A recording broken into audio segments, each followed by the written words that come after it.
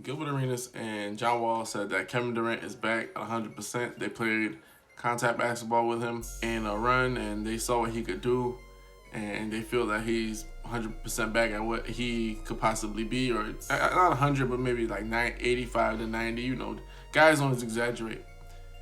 Here's the thing, which is kind of tough, is the source. So, like, if you're taking it from John Wall perspective, John Wall has never really been the type of player to scout anybody 100%, to really know guys' tendencies, to really know how guys play. Why do I say that? Because John Wall, even though he is one of the most talented point guards in the NBA, he's never been one of the top point guards in the NBA.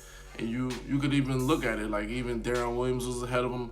Guys with less talent always was on top of him because the little small things to study the game, he never really displayed it on the court.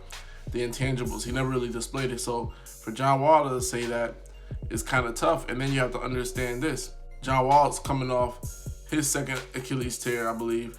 So of course he's going to say Kevin Durant is back, because if he says Kevin Durant is hurt or still hobbling, it's going to look bad on him, his situation. And people might say that, well, hey, if Kevin Durant is bad, then we know you're really bad because you have two of them.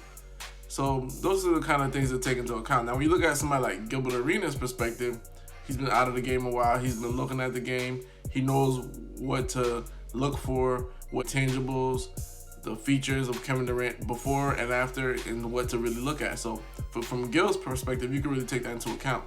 Now, by all accounts, Achilles tendon tear, which I actually have one now. I'm still recovering. Achilles tendon tear. When you come back from the first year, they say that's like your best year. The first 2 years are your best year, and then after that, you just basically deteriorate. Now, I don't know if it's just because guys are older or because of guys' games. Like, you know, of course, everybody knows about Dominique Wilkins coming back from it and playing really well and excelling. But then after a while, it kind of fell off. Chauncey Billups had it. He played for 2-3 years after that, and he retired. Mostly everybody, what happens is they retire. Now, the prognosis, if you're younger, is a better prognosis. But like after like 33 or after 30 or something like that, prognosis is not really good. Well, Dominique Wilkins is one of the outliers because he changed his game, and he instead of being a high flyer, he added a jumper and all that. So Kevin Durant has all that in his bag. He never really was a high flyer kind of guy, like trying to be super athletic. His game is built on skill.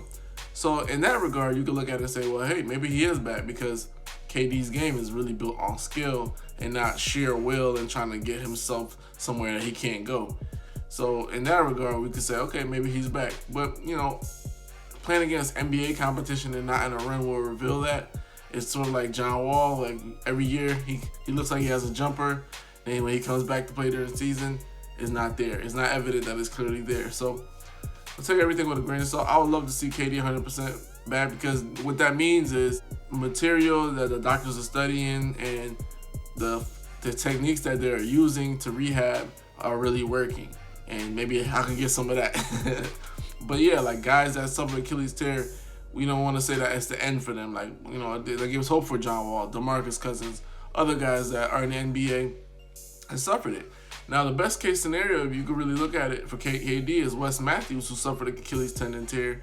He's playing on the Bucks.